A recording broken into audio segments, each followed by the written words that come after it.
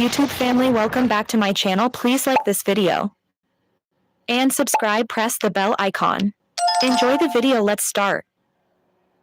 My son wrote to me, "You're not invited to dinner. My wife doesn't want to see you." And this was after I paid for their new house.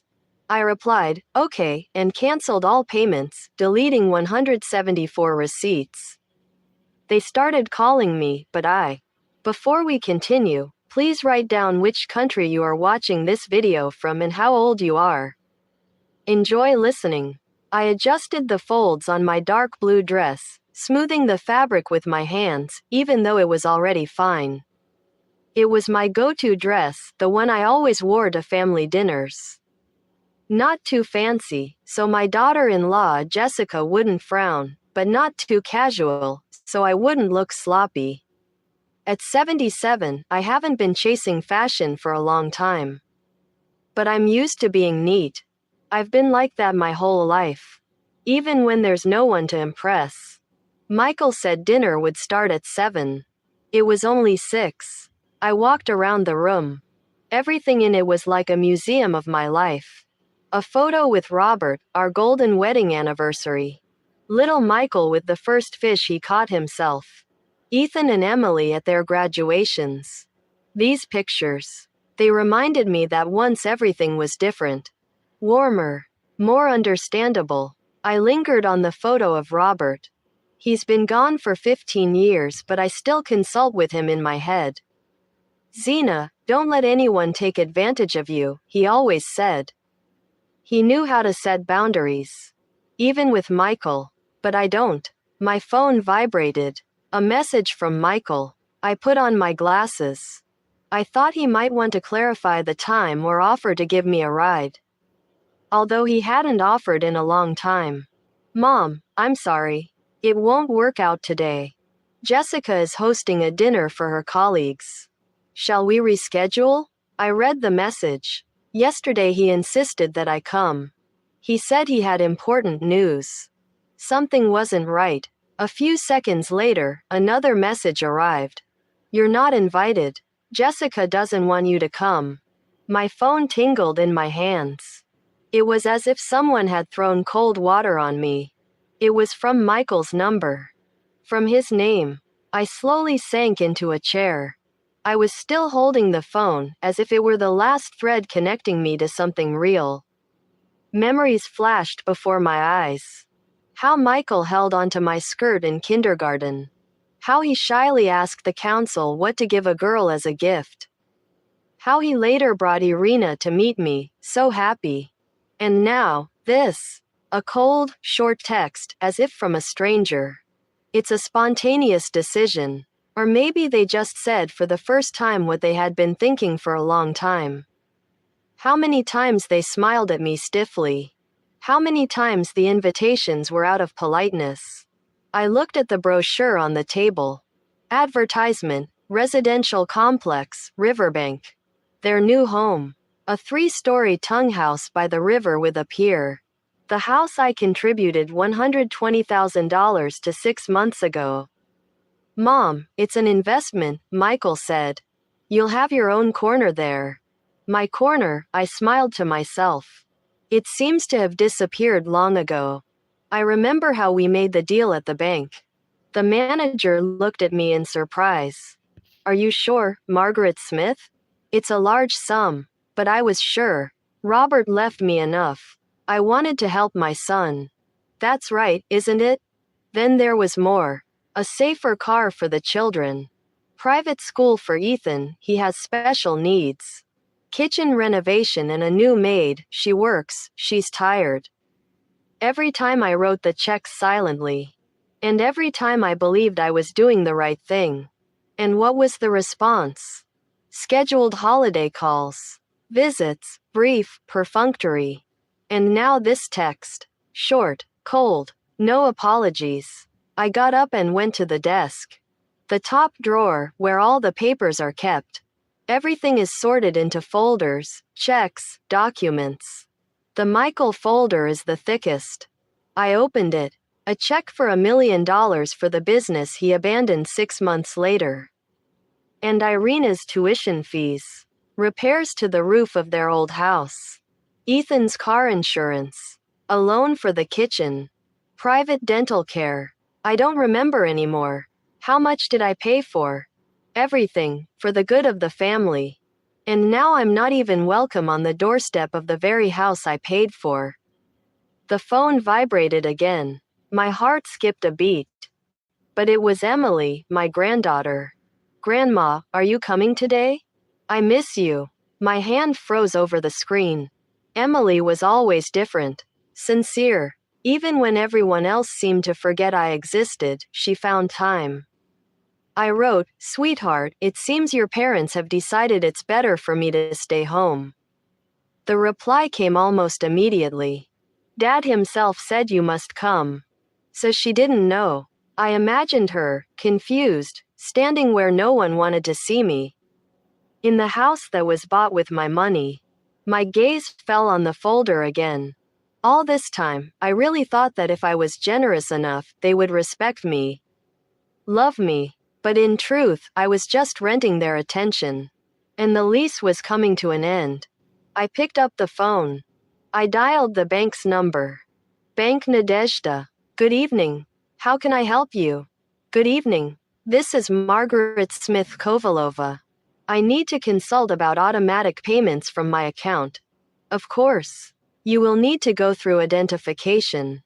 While the employee was asking standard questions, a plan was forming in my head.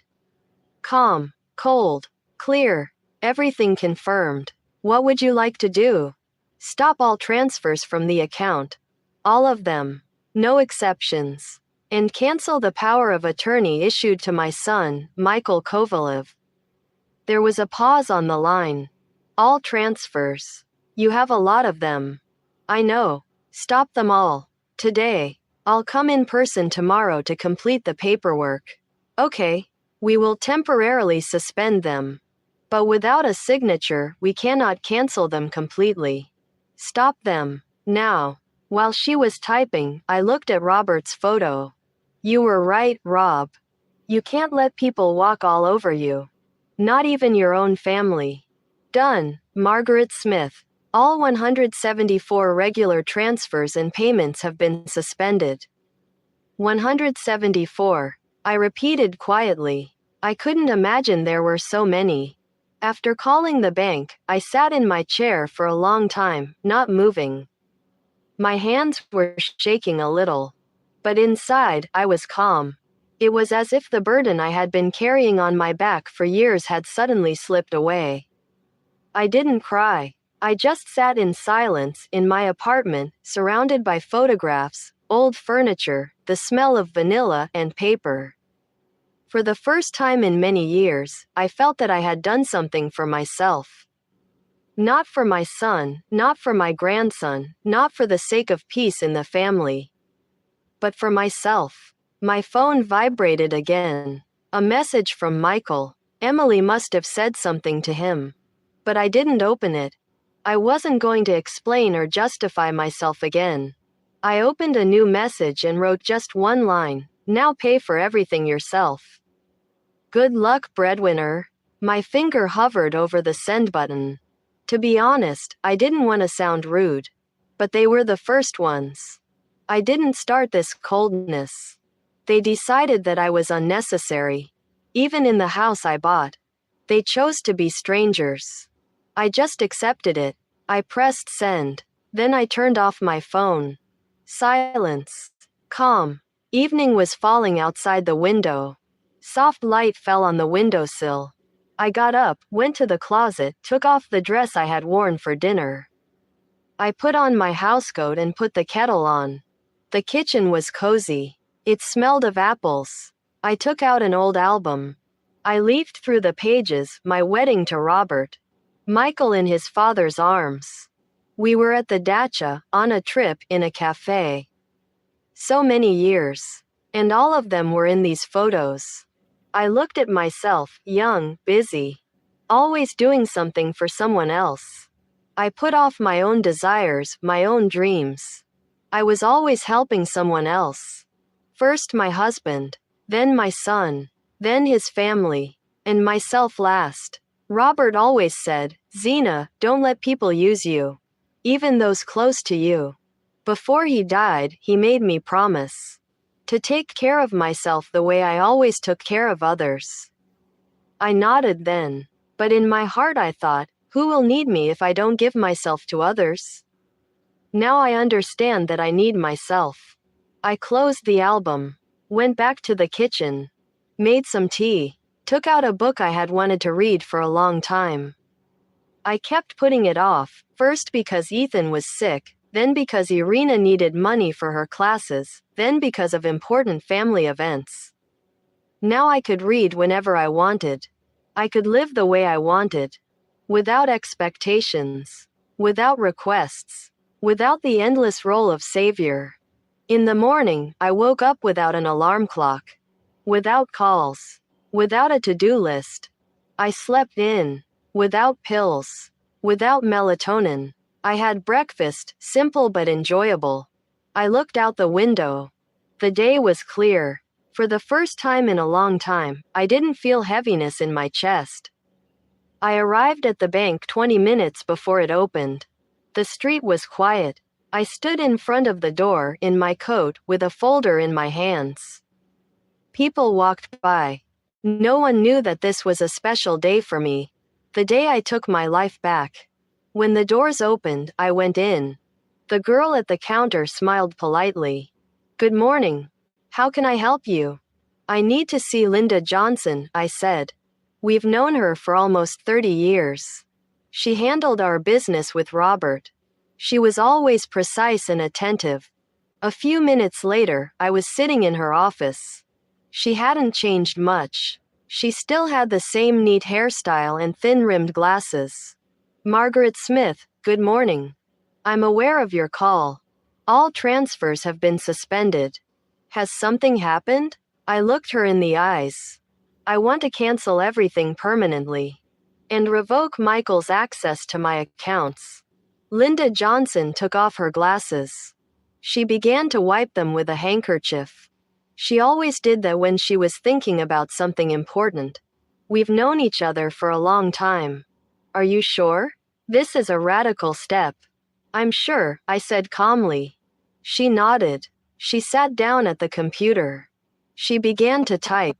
"Okay, I'll prepare the documents. It will take a little time. You really do have a lot of automatic payments." While she was filling out the paperwork, the past year. "Take a look. Maybe you'll want to keep something?" I opened the folder. First, Michael and Irina's mortgage. $3,800 a month. A house where I wasn't even allowed to stay overnight. Next, insurance for Irina's car.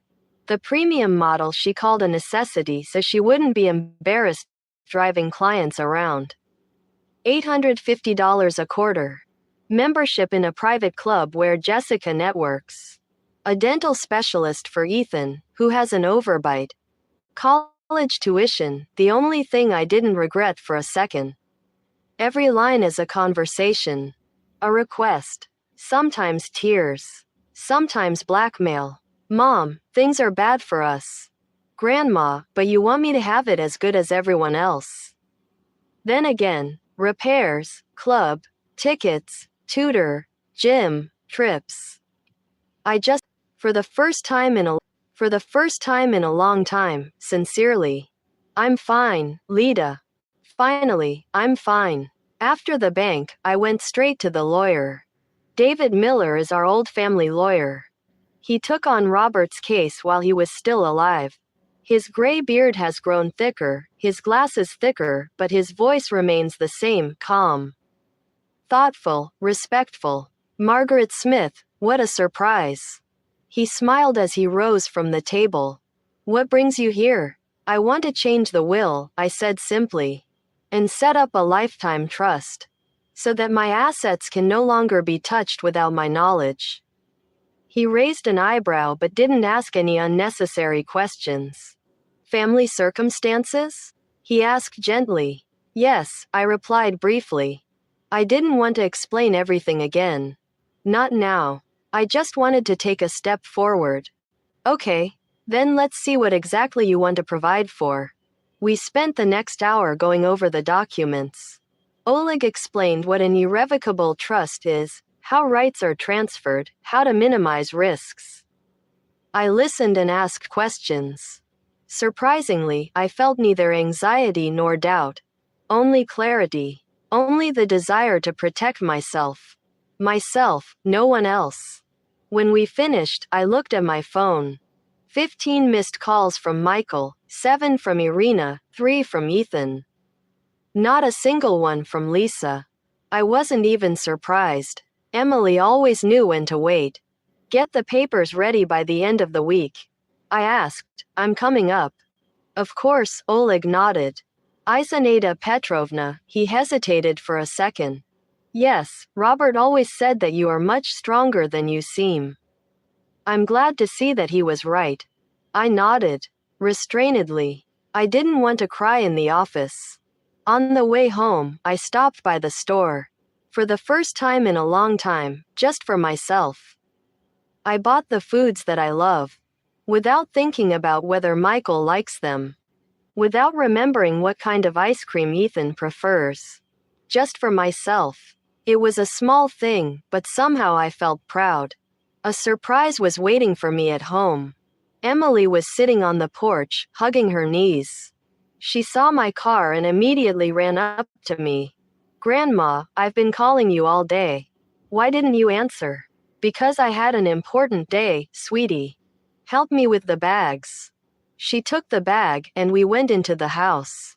Dad's panicking, Anna said immediately. He says you blocked everything. What happened? I put the kettle on. Everything was calm, without any fuss. I didn't rush to answer.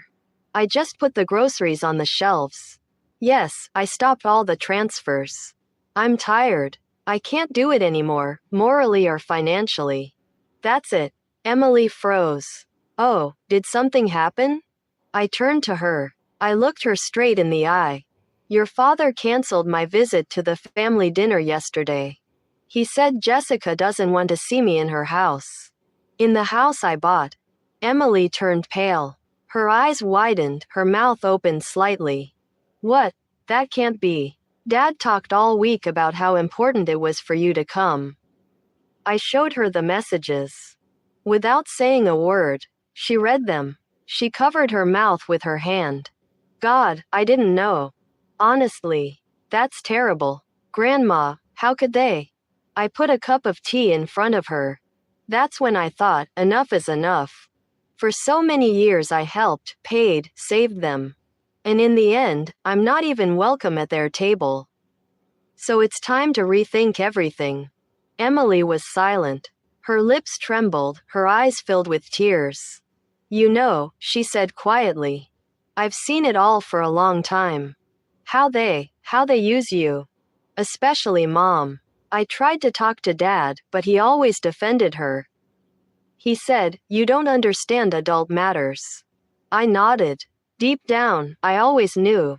Emily sees everything. She just didn't get involved. Maybe she didn't want to get involved.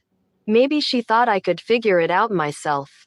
What now? She asked. They have so many expenses.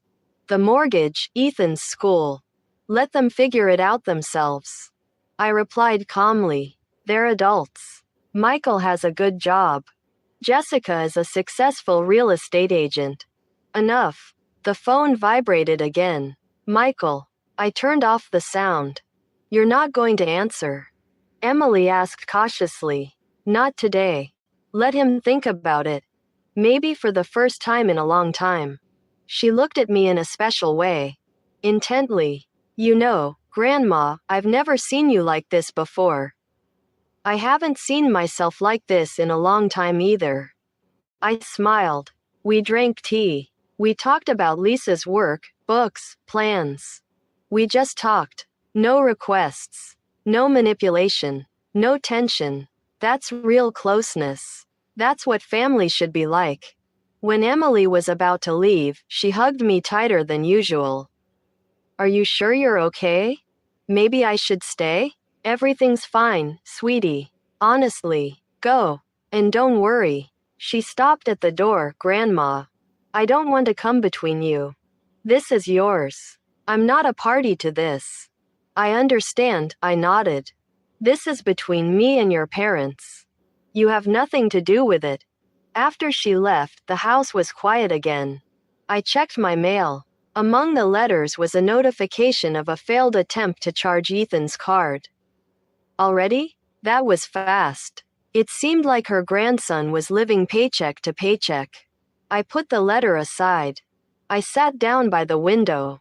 My phone kept vibrating. I ignored it. I just took out an old photo album. I opened it to a random page. We were at a picnic. Still young. Robert. Michael was little. Jessica with a 90s hairstyle. The children were still in diapers. Smiles. Back then, I truly believed we were a real family. When did it all go wrong? When did caring turn into a duty? When did love become financial attachment? I walked over to the mirror in the hallway. The woman in the reflection was no longer young, but there was a hardness in her eyes that had been missing for a long time. A calm, inner strength. It's time to remember who you are, Margaret Smith, I said quietly to myself. The intercom rang. My heart skipped a beat. Could it be Michael? I went to the door and looked through the peephole. No, it was Susan Brown, my old friend. She was holding a basket. Homemade jam and cookies. I opened the door, and without saying a word, she gave me a big hug. Susan Brown hugged me as if I had just returned from the hospital. Quietly, tightly, without unnecessary words. I felt my eyes well up. I didn't cry, but my chest tightened. How I had missed this simple human warmth. Unconditional. I called, but you didn't answer. I decided to come myself. I was worried, she said, walking into the kitchen. I turned off my phone. Just a little, a family emergency. She put the basket on the table. Homemade cookies, a jar of jam, fresh bread. Jessie again. She squinted, as she always did when she called Irina by her nickname. I nodded. Not just her. All of them. Michael, all of them. We sat down. I told her. About the messages. About the canceled dinner. About the fact that I'm not sending them a penny anymore. Galina listened silently. Just her lips, moving in the right places. When I finished, she took my hand. Thank God, she exhaled.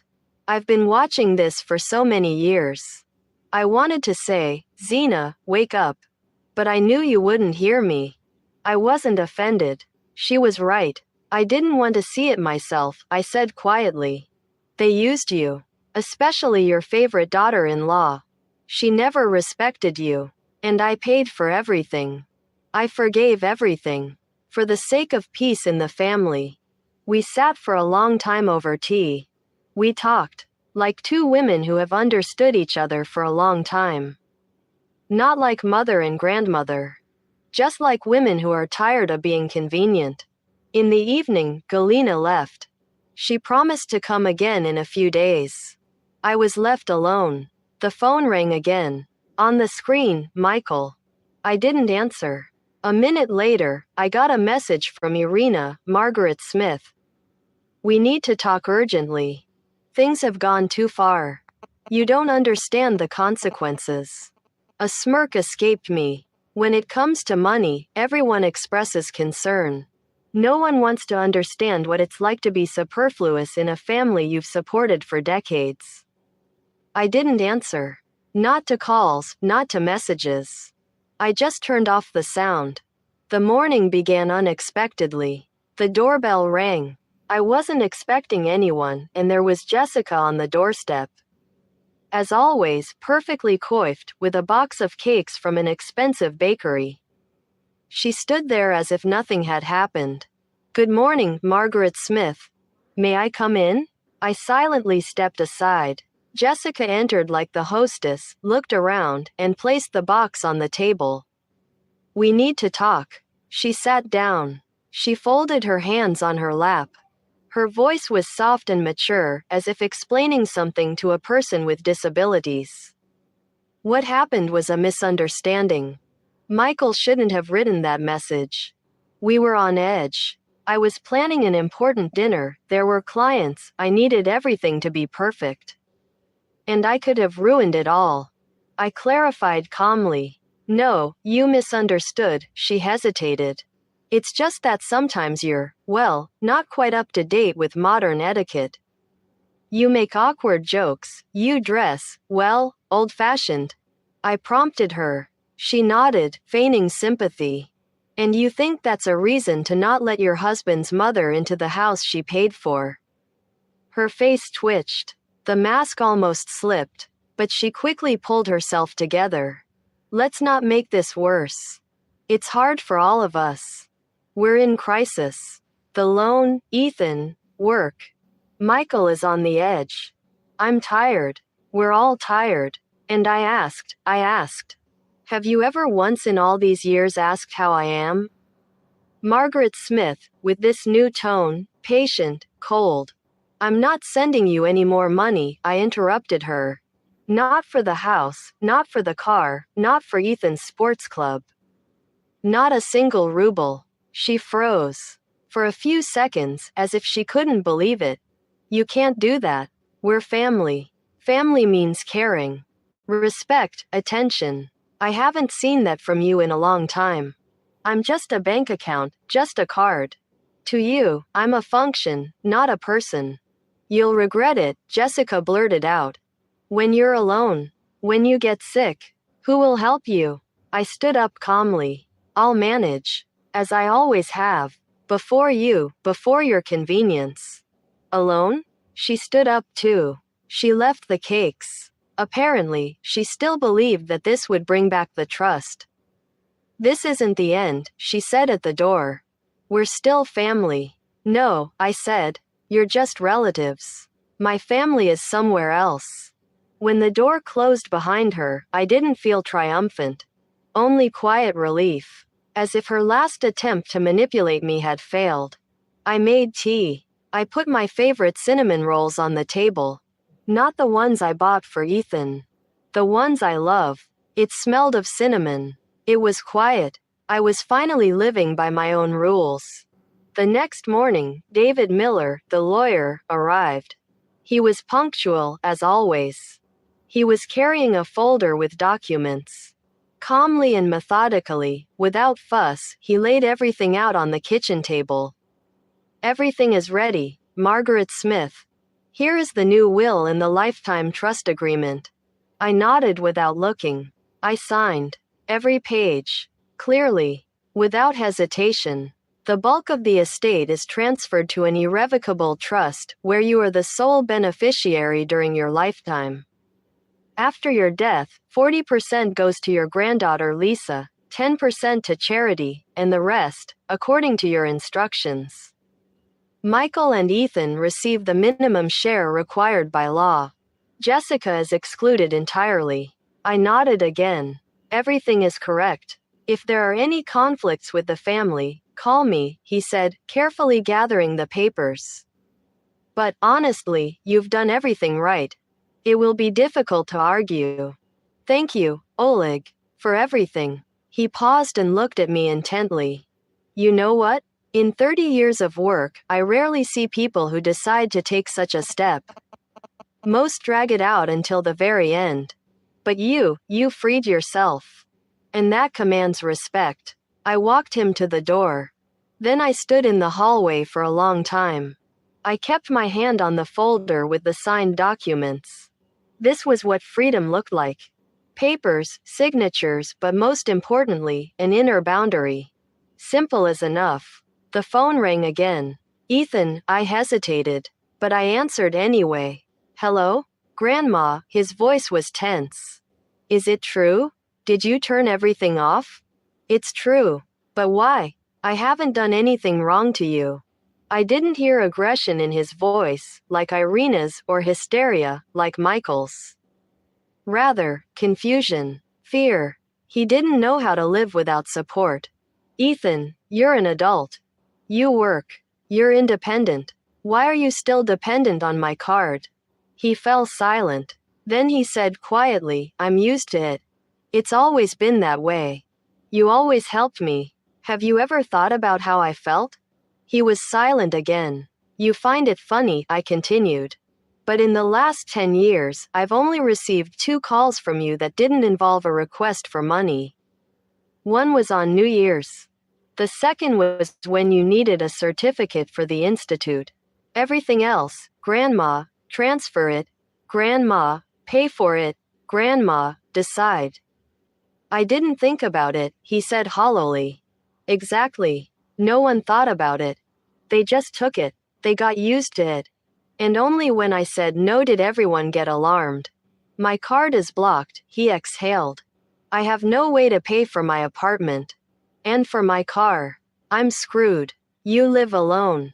You work. These are your expenses. Learn to cope. Talk to the bank. Cut back on spending. Find a part-time job. It's difficult. Life is difficult in general, Ethan, I said calmly. Especially when you've been living off someone else the whole time. He sighed. He was silent for a long time. I gave him time. I didn't interrupt. Grandma, he finally said. Do you really think I'm that bad? No, I replied. I think you're used to the good life. Used to me always being there. I always make decisions. And I can't do that anymore. I don't want to. I'm almost 80. I want to live a little for myself. What if I didn't ask you for money? He said quietly. Would you still love me? I felt a lump in my throat. Of course, Ethan. I love you. But I'm no longer willing to buy your attention. My warmth isn't for sale. He was silent. And then he said something I didn't expect. What if I look for a part-time job? Kuznetsov called me. He said you asked him. He offered me an internship at his office. Sorting papers. Delivering documents. I agreed. Really? Yes. I want to try. By myself. I smiled. Very quietly. But genuinely. Now that's a grown-up conversation, Ethan. Thank you, Grandma, for everything. And I'm sorry. He hung up. I was left alone. With a cup of tea. With my phone turned off. But my heart wasn't empty like it used to be. It was bright. Not because everything had suddenly worked out. But because I had finally stopped living in debt to everyone. That same evening, Emily came over. As always, without warning, she just knocked and came in, as if she owned the place. I was sitting in the kitchen, leafing through a travel company catalog. She noticed it right away. Grandma, are you going somewhere? I'm thinking of going to Italy, I said simply. Your mom always turned up her nose when I talked about it. She said it wasn't the right time, it was too expensive. And now I've decided, if not now, then when? Emily laughed, that's right. God, Grandma, you should have done this 20 years ago. Why did you always put it off? Because there were always more important things to do. First Michael, school, then work, then Ethan, then your mortgage, then Irina's renovations. And I kept waiting for my time to come. But it never did. Emily sat down opposite me. And now? Now I'm free. Do you understand? I don't owe anyone anything. Not a single ruble. Not a single explanation. She looked at me with a newfound respect. You look different. Stronger. I feel different too. I'm no longer serving. I'm living. We drank tea. Emily told me what was going on at home. Mom was hysterical. She said, stirring sugar into her tea. In the morning, she went to the bank to get access to the account back, thinking you were just emotional. They sent her away, to put it mildly. They said everything was done correctly, and now she's nobody. I told you so, I replied calmly. Dad walks around like he's been beaten. He's in 2 states now, either angry or sitting and staring at one point. It hit him hard. I wasn't gloating. I even felt a little bitter. He's my blood, my son. But I knew that if I didn't hold out now, it would all happen again. They sold Mom's car, Emily added. The very expensive one. The one bought with your pension. Dad took out loans to pay off urgent bills. He says Jessica is looking for a second job too. I sighed. Not with relief but with understanding. Everything fell into place. When there are no free airbags, you have to get back on your feet. You know, Emily said quietly. I don't envy your freedom. I respect it. You've earned it. Thank you, sweetie. It's true. She touched my hand. Just promise me you'll go. Stop living on leftovers. You deserve a beautiful life.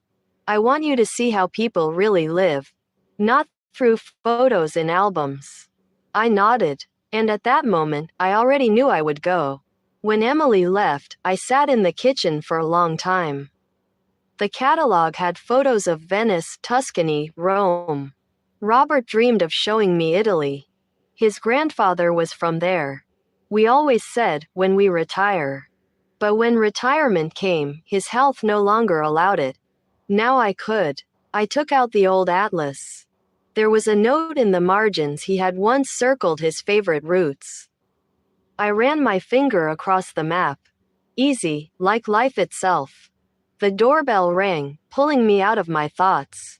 Ethan was standing on the doorstep. He looked tired, with dark circles under his eyes, carrying the same backpack he always took to school.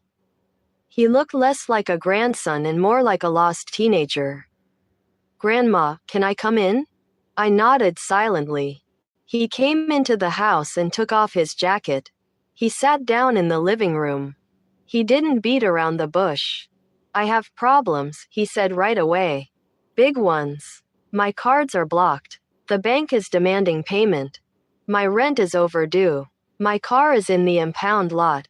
I can't cope. And what do you want?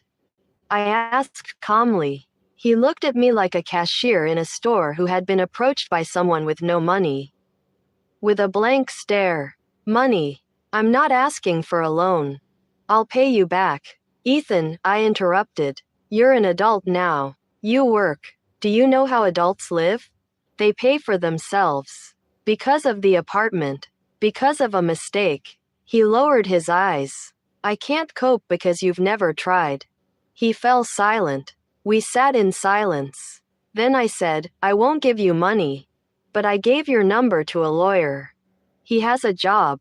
A small one. Archives. Phones. Start with that. You won't earn money right away, but you'll start breathing on your own. He looked at me for a long time. There was something new in his eyes.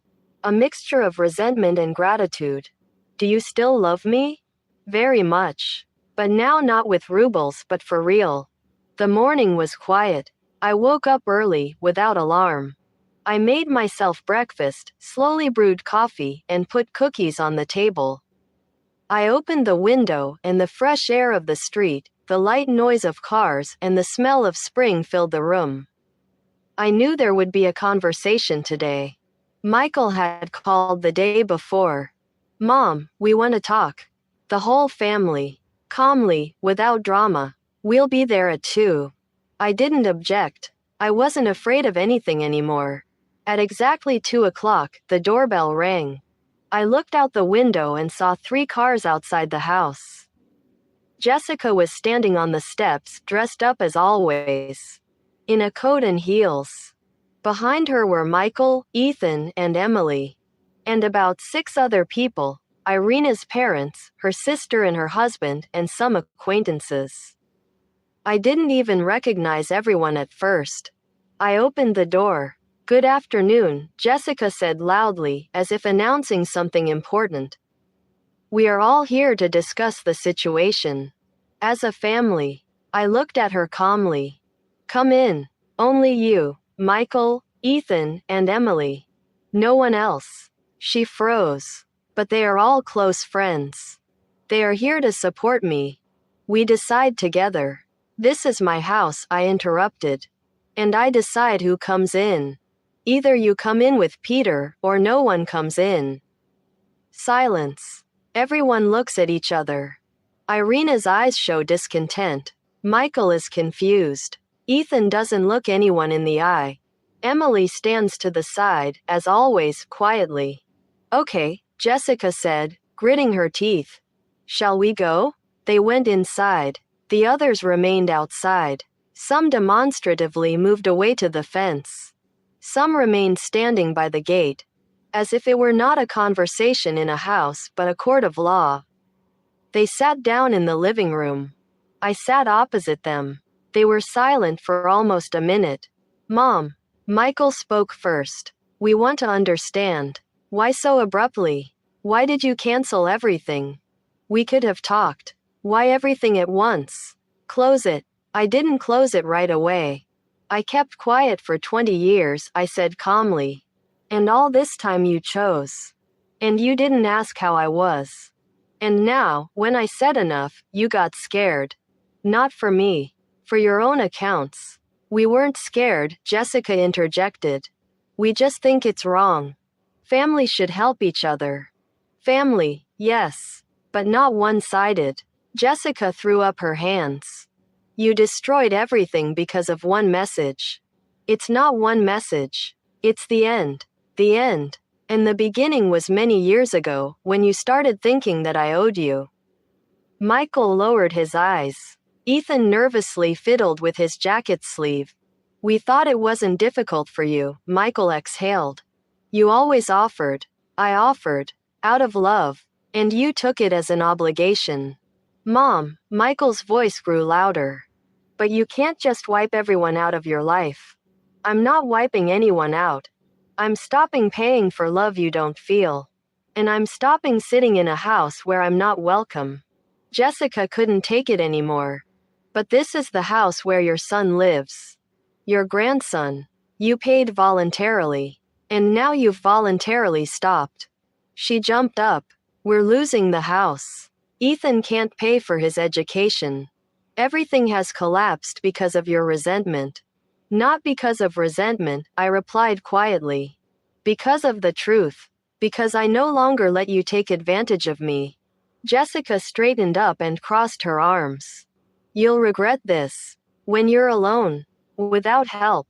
Without grandchildren. In old age, better alone than surrounded by people who only want my money. Silence. Michael pressed his fingers against the flask. Ethan looked up for the first time. Grandma, he began. I accepted Kuznetsov's job offer. I'll be an intern. I want to do everything myself. Honestly. Thank you for pushing me. Jessica turned sharply to him. What? You knew? Yes, he said. I think Grandma is right. We went too far. Emily came up to me. Quiet. She hugged me. And whispered, I'm with you. Always. I looked at my grandchildren. One is learning to live in a new way. The other is already an adult. Calm. Real.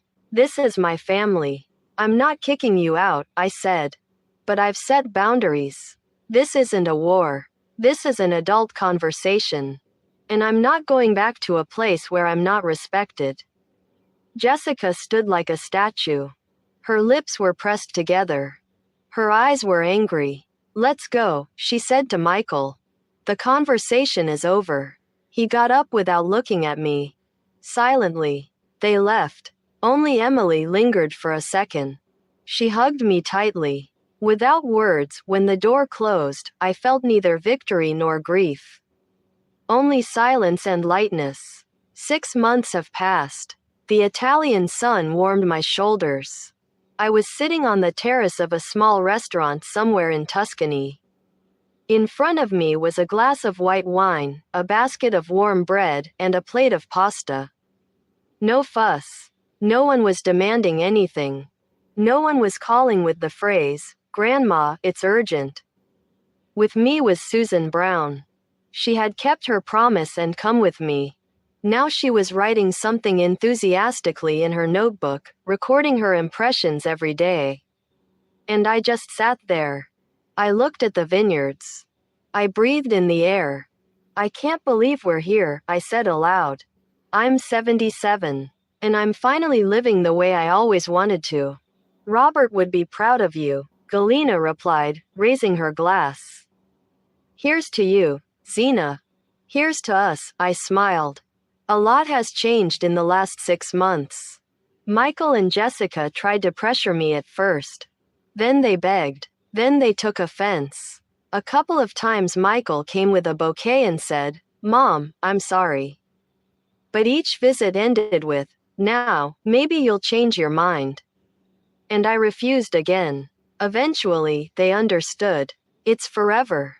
Jessica, as Emily told me, quit her old job and got a job as a rental agent.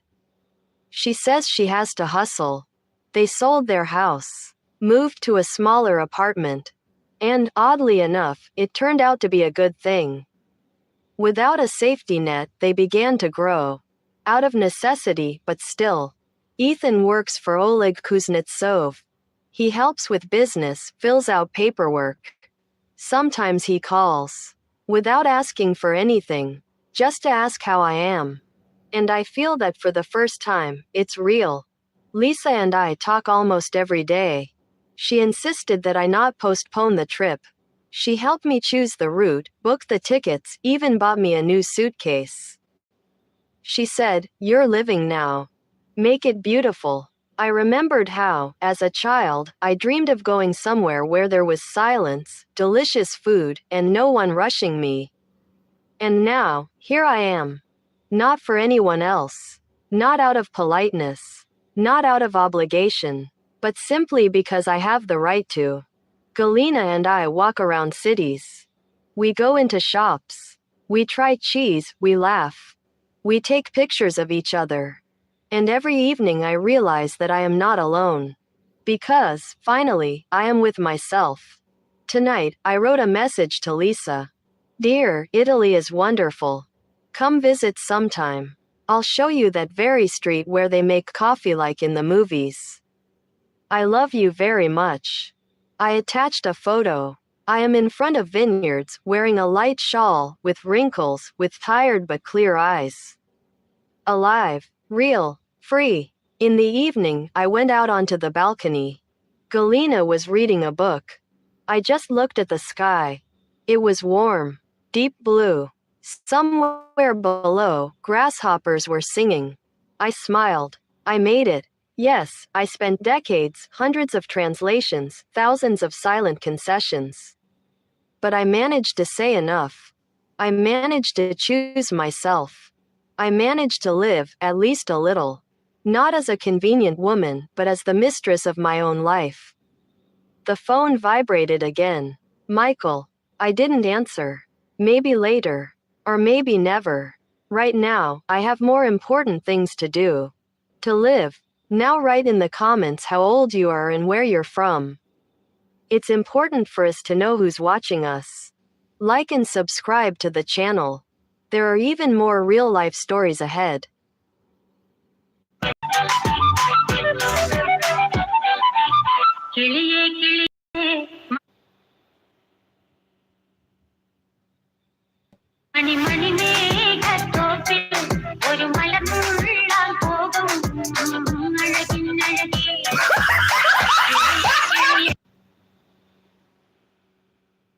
My son kept asking me to sign just some bank papers. The day he brought the last one, the police were already at the gate. This is my story of betrayal, awakening, and justice. If you're watching this, subscribe to the channel and comment where you're watching from. The candle flames wavered as I stared at my reflection in the ornate mirror of my dining room. 90 years old today, the wrinkles on my face told stories of joy, grief, and everything in between. The Victorian house around me, once filled with laughter, now echoed with silence. "Make a wish, Margaret," Gloria said, her kind eyes crinkling at the corners as she held up the small cake with a single candle. Gloria wasn't family, but my nurse of 3 years had become the closest thing to it. I closed my eyes, blew out the candle, and we both pretended this was exactly how I wanted to celebrate my 90th birthday. My phone buzzed. Richard, my only son. I answered with perhaps too much eagerness. "Mom, I'm so sorry." His voice carried that familiar tension. "There's an emergency at work. I can't make it today." "Of course," I replied, my professor's voice betraying nothing of the disappointment crushing my chest. "Work comes first. I'll visit soon, I promise." Promises. Richard had been making them since he was a boy trying to please his father. Robert had been brilliant in business, but merciless in his expectations. I remembered our son at 12, the translator of their different languages. After Robert died 5 years ago, I thought Richard and I might finally connect without that shadow between us. Instead, the distance grew. Gloria made a lovely cake, I said into the phone, keeping my tone light. Perhaps you can have a slice when you visit. Sure, Mom. I have to go. The call ended, and Gloria squeezed my shoulder. We ate cake in silence, and I refused to acknowledge the pity in her eyes. The doorbell rang at 10:37 p.m., startling me from my book. Gloria had left hours ago. Through the peephole, I saw Richard, shifting his weight from foot to foot. I'm sorry I missed your birthday, he said, stepping inside. He handed me a small gift bag, a scarf, the same shade of blue as one he'd given me 2 years prior. You didn't have to, I said, noticing the folder tucked under his arm. Actually, he cleared his throat. I brought some papers that need your signature, just some bank documents to help organize your finances better. At this hour? I've been meaning to help you get your affairs in order, he said, not meeting my eyes. You're not getting any younger, Mom. Something in his voice made me pause, a hint of urgency that wasn't concern. It's late, I said. Why don't we look at them tomorrow? It'll just take a minute, he insisted, already opening the folder. Just a signature, and I'll take care of everything. As I took the pen he offered, I caught a glimpse of his wristwatch, new and expensive, and wondered how a man who constantly borrowed money for temporary setbacks could afford such luxury. I signed where he pointed, my arthritic hand shaking slightly. With each signature, his shoulders relaxed a fraction more. There, he smiled, gathering the papers. That wasn't so bad, was it?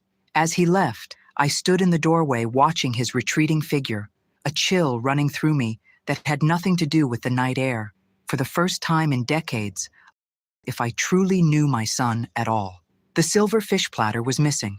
I noticed it while dusting the china cabinet, the empty space where the antique serving dish had resided for 30 years. Gloria, I called out. Have you seen the silver fish platter? She appeared in the doorway, drying her hands on a towel. The one with the engraved handles? I haven't seen it in weeks. A week later, my mother's pearl earrings vanished from my jewelry box, then a crystal decanter from the study. Small items, easily overlooked. Richard began visiting twice weekly, always with documents that needed my signature. His timing was impeccable, arriving just after I'd taken my evening medication or when my wrist was particularly painful from the fall I'd taken in March. These investment transfers will help secure your future, he explained, sliding another paper across the kitchen table while I struggled to focus through the haze of pain medication. The market is volatile, and we need to protect your assets. Shouldn't I have my accountant review these? I asked. Richard's smile tightened. Mom, I'm just trying to help. Don't you trust me? Trust. The word hung between us like a challenge. I thought of the boy who'd hidden his report cards, the teenager who'd borrowed money from my purse, the young man who'd called at midnight needing bail after a DUI. I'd always made excuses for him. Robert was too hard on him. He was finding himself. Everyone makes mistakes. Of course I trust you, I lied, signing where he indicated. When Gloria entered with tea, Richard snapped the folder shut. Thank you, Gloria, but we're fine. Actually, Gloria said with unmistakable firmness, it's time for Margaret's medication. Richard stood abruptly. I should go. I'll bring the final documents next week. After he left, Gloria sat across from me. Margaret, I'm concerned. He never lets me in the room when you're discussing these papers. I rubbed my temples. He says he's organizing my finances. Then why is he always here when you're tired or medicated? And have you noticed things disappearing? The direct question made my stomach clench. Admitting my suspicions would make them real. I'm not confused, if that's what you're asking, I said. I know where I put things. I never suggested you were, Gloria replied. But Richard did, didn't he? My silence was answer enough. Later, while hanging Richard's forgotten coat, a slip of paper fell from the pocket, a receipt from Golden Opportunity Pawn Shop, dated yesterday. The itemized list included sterling silver serving platter and pearl earrings, vintage. I stared at the evidence in my trembling hand. The betrayal felt physical, like a blade between my ribs. The next time Richard arrived with his folder, I smiled and took my pills in front of him, but secretly slipped them under my tongue. As he laid out another document, I asked innocently, Did you find your coat? You left it last time. His eyes flicked to mine, then away. Yes, thanks. I hung it in the closet, I continued, watching him carefully. Nothing in the pockets, I hope. A muscle twitched in his jaw. No, nothing important. Another lie. As I signed where he pointed, a new resolve crystallized within me. I'd spent decades making excuses for my son, but no more. Whatever game Richard was playing, I needed to understand the rules, and fast. Heavy knocking jolted me awake. Outside my window, the morning light cast long shadows across the garden. The clock read 7:14 a.m. Coming, I called, wrapping my robe around me. Gloria wasn't due until 9. 2 men stood on my porch. The taller one wore an expensive suit that strained across his broad shoulders. The shorter man hung back, his eyes darting past me to scan the entryway. Mrs. Wilson? The tall one smiled without warmth. I'm Vincent. Is Richard home? I clutched my collar tighter. My son doesn't live here. Really? His car's been here a lot lately. Vincent's tone was conversational, but his eyes were calculating. We have some business to discuss with him. What kind of business? The kind where he owes us money. Vincent stepped closer. A significant amount.